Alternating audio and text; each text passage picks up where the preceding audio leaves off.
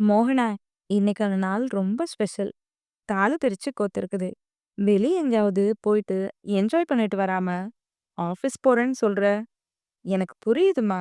நீ நேத்து தான் ஜாயின் பண்ணியிருக்க. லீவ் சொல்லலன்னு. ஆனா பேசி பாரேன் என்றார் சரோ. கேட்டா என்ன சொல்லுவாங்கன்னு தெரியல அத்த. சலிச்சுக்குவாங்களோன்னு பயமா இருக்கு. சரிம்மா, போயிட்டு வா என்று விட்டார் சரோ. சரசு, இரு என்ற ராம் மோகனாவிடம், நான் உனக்கு லீவ் வாங்கி தரேன். 4 பேரும் கோயிலுக்கு போயிட்டு வாங்க. நாளைக்கு வள்ளி கிளம்புவாங்க. நாளைக்கும் ஆஃபீஸ் போக முடியாது. நான் தினேஷ் கிட்ட நேத்தே இத பத்தி பேசிட்டேன். போம்மா, கொஞ்ச நேரம் ரெஸ்ட் எடுங்க. அப்புறம் கிளம்புவீங்க என்றார் ராம். சரிங்க மாமா என்று மோகனா சொன்னதும் தான் அனைவரின் முகமும் சற்று மலர்ந்தது. வள்ளி, கார்மெண்ட்ஸ் எப்படி போகுது? பெருசா சிரமம் எதுவும் இல்லையே என்று ராம் கேட்க, சிரமமா இல்லைங்க. ஏதோ ஓரளவுக்கு சமாளிக்க முடியுது. அப்பப்போ தினேஷ் விசாரிச்சுட்டு தான் இருக்கான்.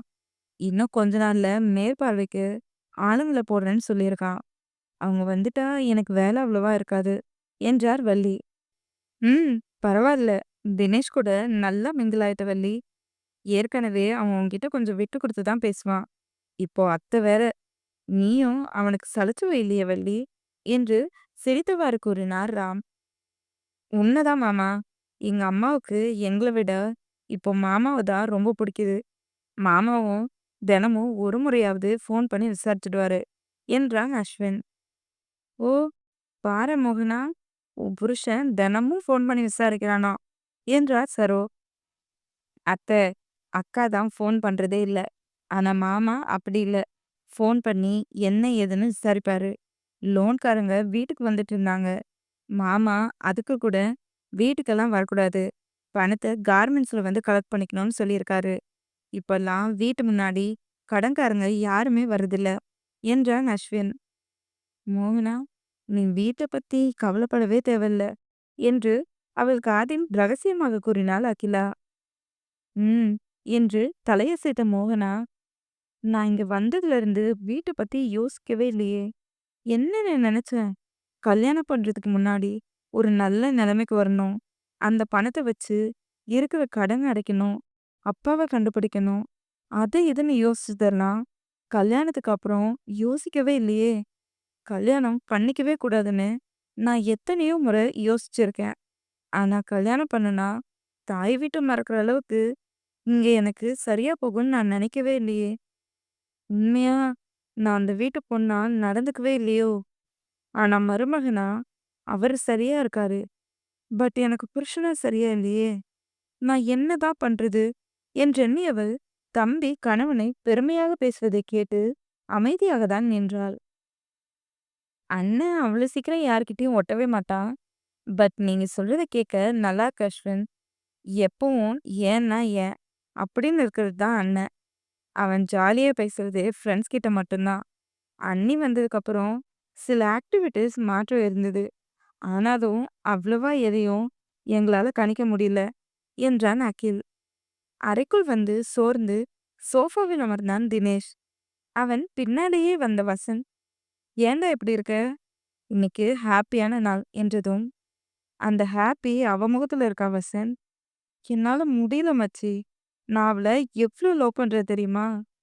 ச்சே, சட்டுன்னு வார்த்தையை விட்டு கோவப்படுத்தி காயப்படுத்த வச்சிடுறாடா என்றான் எரிச்சலாக. நீ இப்படியெல்லாம் பேசுறதே எனக்கு ஆச்சரியமா இருக்கு மச்சி. சுயத்தை இருந்து புலம்புற. நாங்க யாராவது புலம்புனாவே எரிச்சலா பேசுறவன்டா நீ. அதுவும் ஒரு பொண்ணுக்காக. என் பொண்டாட்டிடா. உன் பொண்டாட்டி தான், இல்லைன்னு சொல்லல. கல்யாணம் ஆனா இவ்ளோ மாற்றம் வரும்னு நான் யோசிக்கல. கொஞ்சம் பொறுமையா இருடா. நீங்க மனம் ஒத்து ஒருமித்த தம்பதியா காதலிச்சு கல்யாணம் பண்ணல. நீ அவள லவ்வே பண்ணியிருந்தாலும் அது அவ எடுத்துக்கிற முறைய பொறுத்து தான் வாழ்க்கை அமையும். நீ அவசரப்பட்டு தாலி கட்டியிருக்க.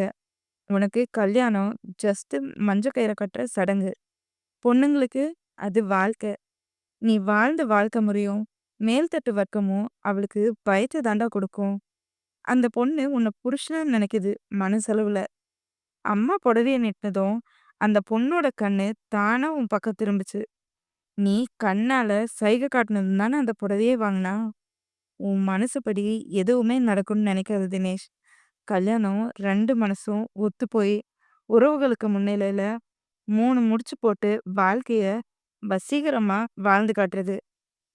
அவளோட மனசுக்குள்ள என்ன இருக்குன்னு அறிஞ்சு கொஞ்சம் விட்டு கொடுத்து போ என்றான் நண்பனாக. தினேஷ் யோசிக்க ஆரம்பிக்க, சரிடா நான் கிளம்பவா? வேலைய விட்டுட்டு வந்துட்டேன். இனி இங்க தானே, அடிக்கடி மீட் பண்ணலாம். ஏதாவதுன்னா கால் பண்ணு என்றான் வசந்த். ம் என்று தினேஷ் தலையசைக்கவும், அங்கிருந்து ஹாலுக்கு வந்த வசந்த் சரோவிடம் விஷயத்தை கூறவும், ஏன்டா உடனே கிளம்புற? இன்னும் கொஞ்ச நேரம் இரு. எப்பவும் ஸ்டேஷன் ஸ்டேஷன் தானா என்று முறைத்தவாறே கேட்டார் சரோ. இன்னும் அங்க போகவே இல்லம்மா. தினேஷ் கூப்பிட்டதும் சட்டுன்னு வந்துட்டேன். இன்னொரு நாள் ஃப்ரீயா இருக்கும்போது வரேன் என்றான் வசந்த். விடு சரசு, அவன் போயிட்டு வரட்டும் என்றார் ராம்.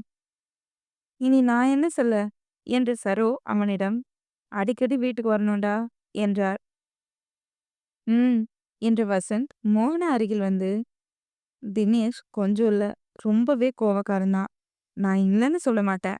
பட் அவன் கோவத்துல நியாயம் இருக்கும் மோகனா. சில விஷயமெல்லாம் அவன் வளர்ந்த விதத்துல அக்செப்ட் பண்ணிக்க முடியாம வார்த்தையை விடுவான். அது நீ வளர்ந்த சூழ்நிலைக்கு உன்னால அக்செப்ட் பண்ணிக்க முடியாம போகலாம். அவனுக்கும் அட்வைஸ் பண்ணிட்டு தான் வந்திருக்கேன். உன்னை என் தங்கச்சியா நினைச்சு சொல்றேன்.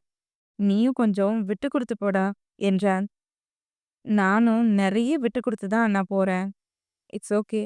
இனி கொஞ்சம் யோசிச்சு பேசுறேன் அண்ணா என்று புன்னகையுடன் கூறினாள் மோகனா. தலையசைத்து விட்டு திரும்பிய வசந்த் அகில் மண்டையில் செல்லமாக தட்டி, டேய், எனக்கு வயசாகுது, ஆயிட்டே போகுது. அத பத்தி நான் கவலைப்பட்டதே இல்லடா. ஆனா எனக்கு முன்ன நீ கல்யாணம் பண்ணிக்கிட்ட பாத்தியா? சத்தியமா ஜீரணிக்கவே முடியலடா. உனக்கும் எனக்கும் வயசு இடைவெளி எங்க இருக்கு? அத நினைக்கும்போது தான்டா கொஞ்சம் ஃபீலிங் என்றான் சலிப்பாக. நான் என்ன பண்ண போலீஸ்? நீங்க தான் எந்த பொண்ணு பார்த்தாலும் தங்கச்சின்னு அண்ணனா அஸ்திவாரம் போட்டுறீங்களே.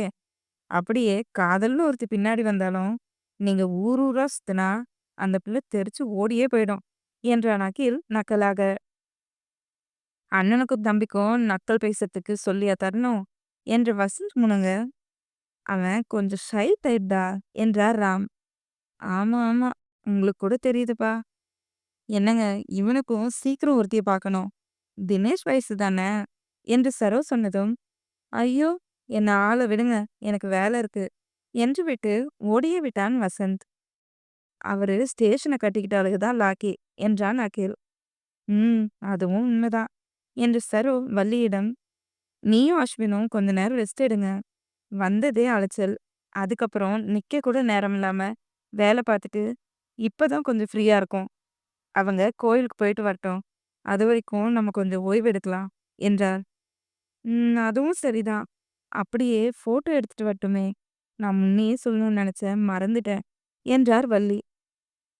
அதுக்கு என்ன, எடுத்துட்டா போச்சு. போட்டோ ஷூட்க்கு சொல்லிட்டா அவங்க மீதியை பார்த்துப்பாங்க என்று ராம் அகிலிடம், பார்த்துக்கோ என்றார்.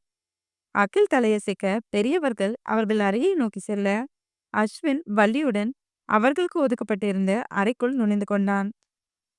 ஜீப்பை இயக்கிக் கொண்டிருந்த வசந்தின் சிந்தனை முழுவதும் தினேஷ் வீட்டில் பேசிய கல்யாண வார்த்தையில்தான் மூழ்கியிருந்தது. ச்சே, நான் ஏன் அப்படி சொன்னேன்? நமக்கெல்லாம் கல்யாணம் செட்டே ஆகாத ஒண்ணு. ஒரு பொண்ணு கூட என் வாழ்க்கையா? நினைக்கும் போதே தலை சுத்துது. தினேஷ் நிலைமைய பார்த்தோன்னு ஆசைப்பட்டேன்னா அது எனக்கே நானே வச்சுக்கிற சூனியம். எப்படி இருந்தவன் ராஜாவா வலம் வந்தவனையே மோகனா ரங்கூன்காரனா மாத்தி வச்சுட்டா. சிங்கிள் லைஃப் தான் என்று நினைத்தவன் சாலையின் 4 புறமும் கவனம் செலுத்த அவன் கண்ணில் விழுந்தது அந்த காட்சி. காயத்ரியிடம் 2 பேர் கையை நீட்டி மிரட்டி கொண்டிருக்க அந்த காட்சி போலீஸ்காரனுக்கு தவறாக படவும் ஜீப்பை நிறுத்திவிட்டு குதித்திறங்கி அவர்கள் அருகில் சென்றான். கூட்டம் அதிகமில்லாத ஏரியாதான் அது. ஆங்காங்கே சிலர் அவர்களின் வேலையை நோக்கி சென்று கொண்டிருக்க மறைவான இடத்தில் இந்த காட்சி அரங்கேறியது தெரியவில்லை. இங்க என்ன நடக்குது என்று கணீர் குரலில் வசந்த் கேட்க, அக்குரலை உணர்ந்து திரும்பி அவனை பார்த்து சிலையாக நின்ற காயத்ரியின் கண்ணில் அப்படி ஒரு அதிர்ச்சி. அவன் குரலில் உள்ள கம்பீரத்தை உணர்ந்து 2 தடியன்களும் ஒருவரை ஒருவர் பார்த்து கொண்டு பட்டென கத்தியை எடுத்து காயத்ரியின் கையில் கிழித்துவிட்டு இருவரும் தப்பித்து ஓட வசந்த் பிடிக்க வருவதற்குள் நூலிழையில் அனைத்தும் நிகழ்ந்திருக்க காயத்ரி மயங்கி விழுந்தாள். ஷிட் என்று உரக்க கத்தியவன் மயங்கி விழுந்தவளின் அருகில் அமர்ந்து பாக்கெட்டிலிருந்து கைக்குட்டையை எடுத்து அவள் கையில் கட்டிவிட்டு அவளை கையில் அள்ளி கொண்டு வந்து காரில் சாய்வாக உட்கார வைத்தவன் மறுபுறம் வந்தமர்ந்து ஜீப்பை இயக்கி மருத்துவமனையில் நிறுத்தினான். காயத்ரியை கையில் அள்ளி கொண்டு வந்து ரிசப்ஷனில் விஷயத்தை கூறியவன், நீங்க யார் சார் என்று கேட்க போலீஸ் மூளை வேகமாக வேலை செய்தது. நடந்ததை கூறினால் பிரச்சனை இல்லைதான். ஆனால் அப்படியே கூற மனம் ஒப்பவில்லை. காயத்ரியை கண்டதும் ஏதோ ஒரு உணர்வு. அதில் அவளுக்கு நடந்ததை கூறினால் போலீஸ் கேஸ் என்று பல பிரச்சனை. அதை சமாளிக்க தெம்பிருந்தாலும் இப்போதைக்கு அது வேண்டாம் என்பது அவனின் எண்ணம். சார், அவங்க உங்க வைஃபா? போலீஸ் கேஸ் ஆகும் சார், நாங்க இன்ஃபார்ம் பண்ணணும் என்றதும் நானும் போலீஸ்டா என்ற ஐடியை காட்டி அறிமுகப்படுத்தி கொண்டான். ரத்தம் நிறைய போயிருக்கு சார். உங்க வைஃப் கண்டிஷன் சீரியஸ்னு தோணுது. டியூட்டி டாக்டர் தான் சார் இருக்காங்க என்று நர்ஸ் சொன்னதும் வசந்தின் முகத்தில் படபடப்பு. டாக்டர் இல்லையா? வந்துடுவாங்க சார், நாங்க அதுக்குள்ள ஃபர்ஸ்ட் எய்ட் பண்ணிடுறோம் என்றதும் தலையசைத்தான் வசந்த். ஓ, வைஃபா என்று ரிசப்ஷனிஸ்ட் கேட்டதும் அதையெல்லாம் எங்கு காதில் வாங்கினான் வசந்த். காயத்ரி ஐசியூவில் அனுமதிக்கப்பட அங்கிருந்த இருக்கையில் அமர்ந்தவனுக்கு இரத்தக்கரையை கண்டு சற்று படபடுத்தது. சார், சைன் ப்ளீஸ் என்று நர்ஸ் பேப்பரை நீட்டவும் கணவன் என்ற இடத்தில் கையெழுத்திட்டு கொடுத்து விட்டான் அவன். டாக்டர் சென்றதும் நர்ஸ் அடிக்கடி வெளியில் வந்து உள்ளே சென்றதும் கவனித்து கண்டிஷன் சீரியஸ் தான் என்பதை உணர்ந்தான் அவன். ஷிட், கொஞ்சம் கவனமா இருந்திருக்கணும். அவன் கத்தி எடுத்த நிமிஷம் சுதாரிச்சிருக்க வேண்டாம். எத்தனை கேஸ பார்த்திருக்கேன். தடுமாறி நின்னு என்னாலதான் அவளுக்கு இப்படி ஒரு நிலைமை என்று எண்ணியவன் முகத்தில் ஒருவித குற்ற உணர்வு. 2 மணி நேரம் கழித்து அவள் ஆபத்தான நிலையை தாண்டிவிட்டாள் என்று சொன்னதும் தான் அவனுக்குள் நிம்மதி பரவியது. அறைக்குள் வந்தாள் மோகனா. இன்னும் அவளுக்கு கணவனின் செய்கை குழப்பத்தை தான் கொடுத்தது. சொல்றது ஒண்ணு, செய்யறது ஒண்ணு. அன்னைக்கு அப்படிதான் உனக்கு பிடிச்சத பண்ணுன்னு சொல்லிட்டு 2 நாளா அடிமையாயிருன்னு மறைமுகமா சொல்றாரு. உச்சக்கட்டம் ஆணாதிக்கம். இந்த அளவுக்கு இருக்கவே கூடாது. பொண்ணுனா கிள்ளுக்கீரன் நினைப்பு என்று நினைத்தவள் போனில் அவனுக்கு தான் லீவ் மெயிலை அனுப்பினாள். என்னதான் ராம் சொன்னாலும் அவள் இடத்தில் சரியாக மெயிலை அனுப்பினாள். லேப்டாப்பில் தான் தினேஷ் மூழ்கியிருந்தான். அவள் அனுப்பிய மெயிலை பார்த்து புருவத்தை வளைத்தவன் நிமிர்ந்து அவளை பார்த்து, ஓ, மேடம் இங்க இருந்துட்டு தான் மெயில் அனுப்புனாங்களா? ஏன் வாயை திறந்து பேசினா முத்து கொட்டி போயிடுமோ? என்னவோ பண்ணடி, எத்தனை நாளைக்குன்னு நானும் பாக்குறேன் என்று வாய்க்குள் மெதுவாக முனகியவன் வேலையை கவனித்தான். அறையின் கதவு தட்டப்படவும் மனைவியை ஒரு பார்வை பார்த்துவிட்டு எழுந்து வந்து கதவை திறந்தான் தினேஷ். வள்ளிதான் நின்றிருந்தார். வாங்கட்ட என்று புன்னகையுடன் அழைத்தான் தினேஷ். உள்ளே வந்த வள்ளி, 2 பேரும் கோயிலுக்கு போகணும், ரெடி ஆகலையா? அகிலா ரெடி ஆகுறேன்னு போனாங்க. உங்க அம்மா தான் நீங்க ரெஸ்ட் எடுப்பீங்களோன்னு நினைச்சு பார்த்துட்டு வர சொன்னா என்றார் தகவலாக. அவங்க தானே ரெஸ்ட் எடுன்னு சொன்னாங்க என்று மனதில் மட்டுமே நினைத்து கொண்டாள் மோகனா. கிளம்புறோம் அத்த என்றான் தினேஷ். வள்ளி மகளை காண, இப்போ நாங்க சந்தோஷமா இருக்கோமா இல்லையான்னு வேவ் பார்க்க வந்துட்டு பார்வைய பாரு என்று மனதில் தாயை வறுத்தெடுத்தாள் மோகனா. நீயும் ரெடியாகி வாடி. இன்னுமா ரெடியாகணும்? போதும் இந்த அலங்காரம் என்று சலிப்பாக கூறினாள் மோகனா. நல்லாதான் இருக்கு, ஆனா முகம் சோர்வா தெரியுது. மூஞ்ச கழுவிட்டு ரெடி ஆயிட்டு வா என்று விட்டு வள்ளி அங்கிருந்து நகர, தூங்குனா தானே சோர்வு போகும் என்ற மோகனா முணுமுணுத்தது தினேஷுக்கு தெளிவாக கேட்டது. எனக்கு வேலை இருக்கு, நீ ரெஸ்ட் எடுக்கிறதா இருந்தா ரெஸ்ட் எடு. நான் கொஞ்ச நேரம் கழிச்சுதான் கிளம்புவேன். இல்லையா கீழே போயிரு, அகிலா இருப்பான்னு நினைக்கிறேன் என்றான் தினேஷ். எங்க அம்மா ரூம்குள்ள இருந்தே என்னை வேவ் பார்க்கும்.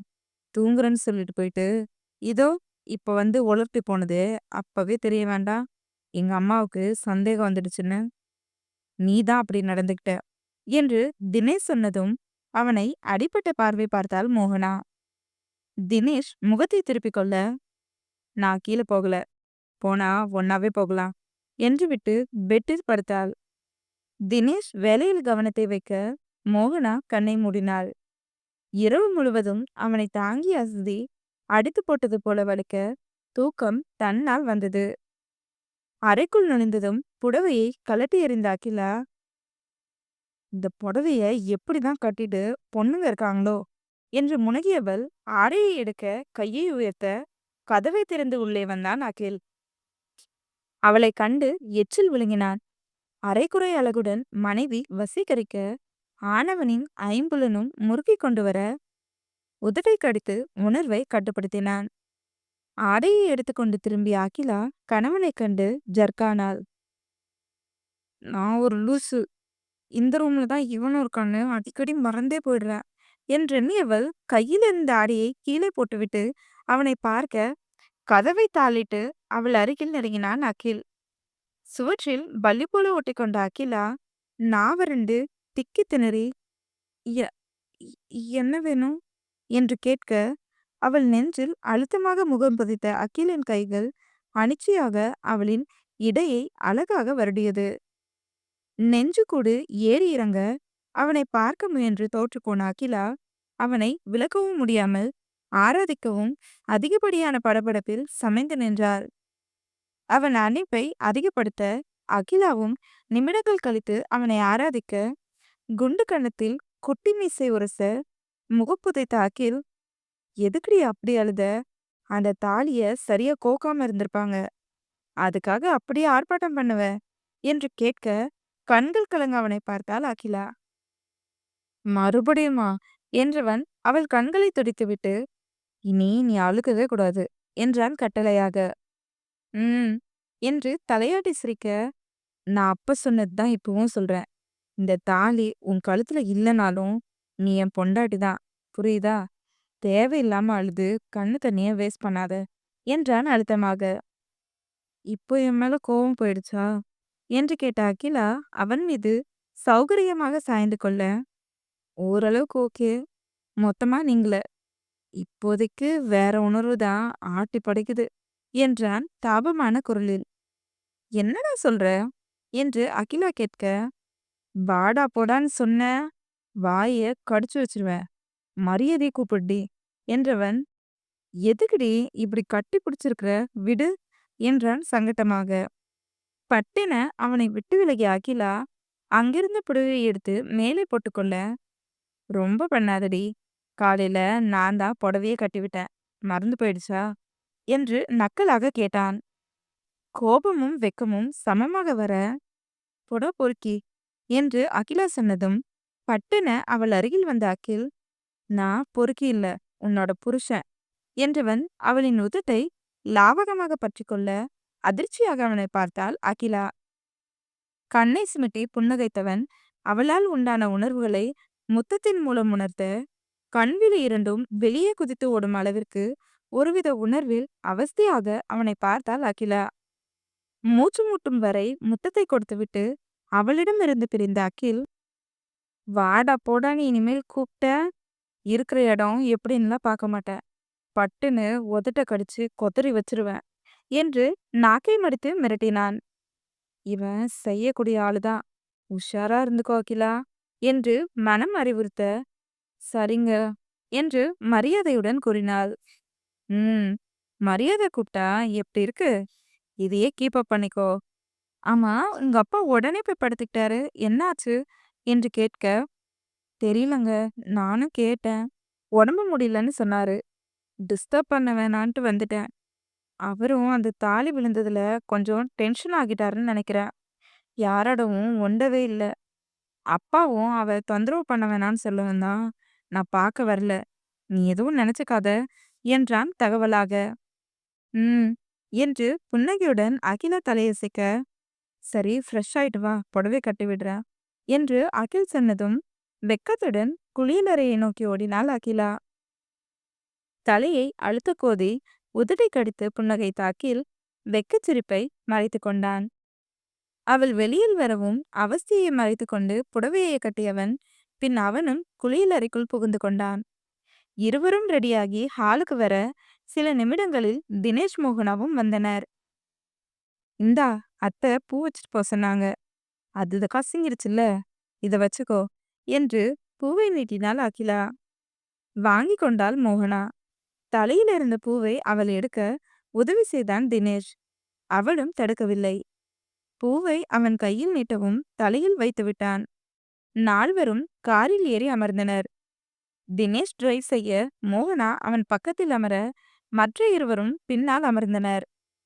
டிரைவ் செய்து கொண்டிருந்த தினேஷ் அடிக்கடி மனைவியை பார்த்து கொண்டே காரை இயக்கினான்.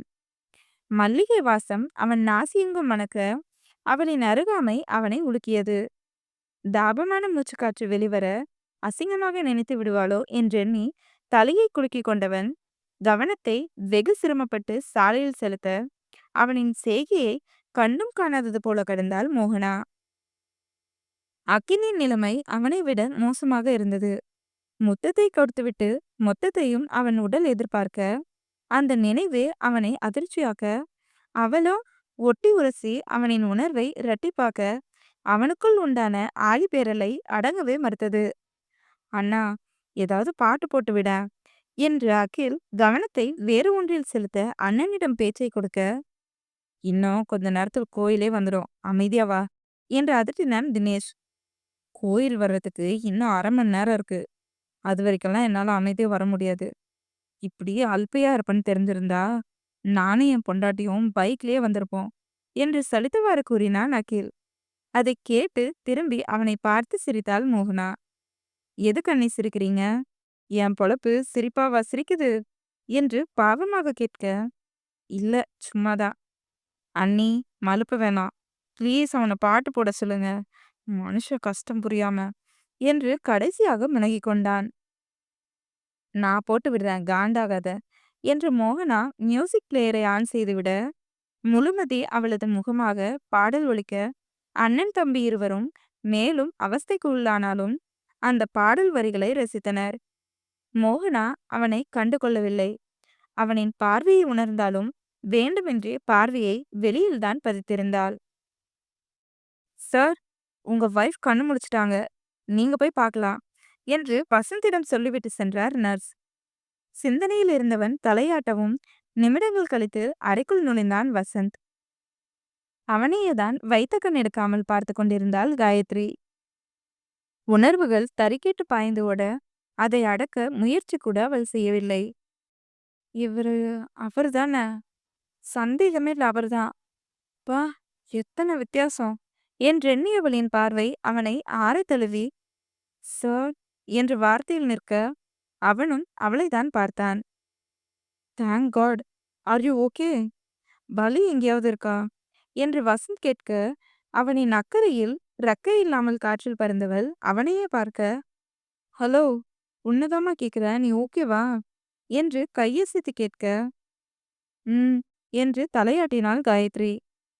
நீ யாருமா, அட்ரஸ் என்று வசந்த் கேட்க, காயத்ரி கண்ணன், கண்ணன் குரூப்ஸோட 2வது பொண்ணு என்று தன்னை அறிமுகப்படுத்தி கொண்டாள். அதிர்ந்தான் வசந்த். தினேஷ் துறையில் இருப்பதால் அவனின் துறையில் இருப்போரை பற்றி சிலவற்றை சொல்ல கேட்டுக்கொள்வான். பெரிதாக உள்ளே செல்ல மாட்டான் என்றாலும் காதில் வாங்கிய விஷயத்தை அவ்வளவு சீக்கிரம் கிடப்பில் போட்டு விட மாட்டான். சென்னையில் டாப் பிசினஸ் மேன்களில் ஒருவர் அவரும். புகைப்படத்தில் அவரை பார்த்ததில்லை என்றாலும் பெயரை மட்டும் அறிவான். அவரை பற்றிய தகவல் வருவதும் அரிதுதான்.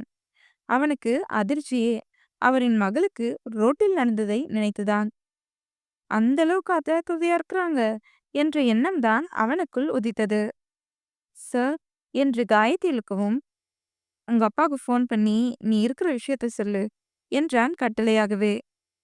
ஃபோன் சார் என்று காயத்ரி இழுக்க ஃபோனை நீட்டினான் வசந்த். கண்ணனுக்கு அழைத்தாள் காயத்ரி. எதிரில் கண்ணனை பேசவே விடாமல், அப்பா, நான் காயத்ரி என்று சொன்னதும், என்னம்மா புது நம்பர்லேருந்து கூப்பிடுற? எதுவும் பிரச்சனை இல்லையே, உன் ஃபோன் என்னாச்சு, ஆஃபீஸ் போனியா இல்லையா என்று கண்ணன் கேள்வி மேல் கேள்வி கேட்க, அப்பா, நான் ஃப்ரெண்ட்ஸ் வீட்டுக்கு போயிட்டு அப்படியே ஆஃபீஸ் போயிட்டு தான் இருந்தேன். அங்க சின்ன பிரச்சனை ஆயிடுச்சு. நான் லொகேஷன் அனுப்பி வைக்கிறேன். பயப்படாம வாங்க. நான் பத்திரமா தான் இருக்கேன். என்றவள் காலை கட் செய்துவிட்டு லொகேஷனை அனுப்பி வைத்தவள் அவனிடம் போனை நீட்டினாள். ஹாஸ்பிடல் லொகேஷன் கண்டு பதறி எடுத்துக்கொண்டு கிளம்பினார் கண்ணன். காயத்ரியின் பக்கத்தில் சற்று தள்ளி அமர்ந்திருந்தான் வசந்த். காயத்ரியின் முகம் அவனுக்கு வெகு பரிச்சயமாக தோன்ற அவளையே அவன் பார்த்து கொண்டிருந்தான். கண்ணன் வாட்டுக்குள் நுழைந்து, காயத்ரி என்றவாறே அவள் அருகில் வந்து, என்னம்மா இப்படி? என்னாச்சு உனக்கு? நீ நல்லா இருக்கல்ல? என்று பதட்டத்துடன் கேட்க, வா, நான் நல்லா இருக்கேன்னு தெளிவா தானே சொன்னேன். எதுக்கு இந்த பதட்டம்? இந்தாங்க, முதல்ல இந்த தண்ணியை குடிங்க என்றவாறே தண்ணீர் பாட்டிலை எடுத்து நீட்டினாள். மறுக்காமல் தண்ணீரை குடித்துவிட்டு அவள் அருகில் வந்தமர்ந்த கண்ணன், நான் பாடிகார்ட்ஸ் கூட தானே போக சொன்னேன். அவங்கள வர வேணாம்னு சொல்லியிருக்க. எல்லாம் விளையாட்டா போச்சா காயத்ரி? அவங்களும் என்கிட்ட எதுவும் சொல்ல வேணாம்னு சொல்லியிருக்க. ஆட்டோல போகிற அளவுக்கு, அதுவும் தனியா போற அளவுக்கு நீ தைரியம் ஆயிட்டியா? என்று கோபமாக கேட்டார். சாரிப்பா, அவங்க பின்னாடியே வர்றது என் ஃப்ரெண்ட்ஸ்க்கு பிடிக்கல. ஒரு நாள் தானே, அதான் அவங்க வர வேணாம்னு சொன்னேன். இப்படி ஆகும்னு நானே எதிர்பார்க்கல. நான் இப்போ ஓகே தான், நீங்க டென்ஷன் ஆகாதீங்க என்றாள் காயத்ரி. டென்ஷன் ஆகாதீங்கன்னு சாதாரணமா சொல்ற காயத்ரி. எனக்குன்னு இருக்கிறது நீயும் உங்க அக்காவும் தான். வெளியாளுங்க மூலமா ஏதாவது பிரச்சனை வரும்னு தான் நான் பாடிகார்ட் போட்டது.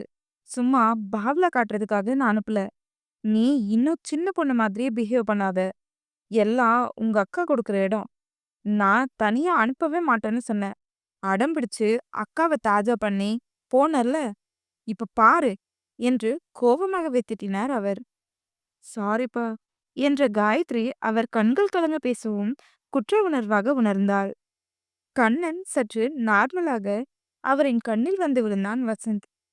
தம்பி என்று கண்ணன் இழுக்க, அப்பா, இவர்தான் என்னை காப்பாத்தி ஹாஸ்பிட்டல் அட்மிட் பண்ணாரு என்ற காயத்ரி நடந்ததை கூறினாள்.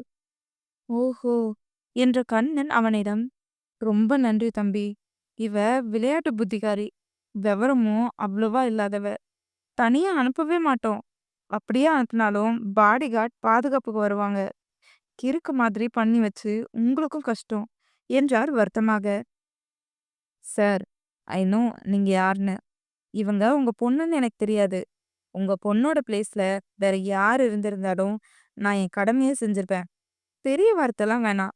உங்க பொண்ணை பாதுகாக்க வேண்டியது என் கடமை என்றவனை அவர் புருவம் சுருக்கி பார்க்க, மானசீகமாக மனதிலேயே திட்டிக் கொண்ட வசந்த், நான் இந்த சிட்டியோட டிஎஸ்பி சார் என்றான் தகவலாக. தலையாட்டி கேட்டுக்கொண்ட கண்ணனுக்கு வசந்தின் மீது மரியாதை உணர்வு உயிர் பெற்றது. டாக்டர் வந்து காயத்ரியை செக் செய்துவிட்டு வசந்திடம், மிஸ்டர், உங்க வைஃப் ஓகே தான். பயப்படுற அளவுக்கு பெருசா எந்த ப்ராப்ளமும் இல்லை. நீங்க கேபினுக்கு வாங்க. பிரிஸ்கிரிப்ஷன் அண்ட் அவங்களை எப்படி பாதுகாக்கணும்னு வழிமுறையை எக்ஸ்பிளைன் பண்றேன் என்று விட்டு சென்றார். வசந்த் சங்கடமாக கண்ணனை பார்க்க, கண்ணனும் மகளையும் அவனையும் தான் சந்தேகமாக பார்த்தார். சாரி சார், நான் எதுவும் சொல்லல. அவங்களா புரிஞ்சுக்கிட்டு இட்ஸ் அ ஹஸ்பண்ட் என்று தயங்குவாறு கூறினான் வசந்த். பரவாயில்ல தம்பி, புரியுது, சங்கடப்படாதீங்க என்றவருக்கு சற்று சஞ்சலம்தான். அனைத்தும் அறிந்த அனுபவசாலி அவர். போலீஸ்காரன் ஏன் பொண்டாட்டி என்று சொல்லியிருக்க வேண்டுமென்று அவர் யோசிக்காமல் இல்லை. ஆனாலும் அதை அவனிடம் காட்டிக்கொள்ளாமல் கடந்தார். சிவன் கோயிலின் முன்பு காரை நிறுத்தினான் தினேஷ். நால்வரும் கோவிலுக்குள் வந்தனர். தினேஷை மோகனா கண்டுகொள்ளவே இல்லை. அகில் அகிலா தம்பதி சரிதமாக கையை பிடித்துக்கொண்டு ஒன்றாக நுழைய, தினேஷுக்கு மனைவியின் செய்கை ஒருவித அழுத்தத்தை கொடுத்தது. நான் அவளுக்கு பண்ணினது மன்னிக்கவே முடியாத தப்புதான். அதுக்காக பொது இடத்துல இப்படியா பிஹேவ் பண்ணுவா? அகில் அகிலா என்ன நினைப்பாங்க? இதுக்காக ஆபீஸே போயிருக்கலாம். தேவையில்லாத மனக்கசப்பு தான் என்றெண்ணியவன் அவள் பின்னாலேயே தான் தொத்திக் கொண்டு வந்தான். கடவுளை தரிசித்துவிட்டு அங்கிருந்த இடத்தில் அனைவரும் அமர, மோகனா சைடில் குழந்தைகள் விளையாடுவதை பார்த்து கொண்டிருக்க, அவளுக்கும் குழந்தைகளாகவே இருந்திருக்கலாமோ என்ற எண்ணம் தோன்றாமல் இல்லை. ச்சே, வளராமையே இருந்திருக்கலாம்.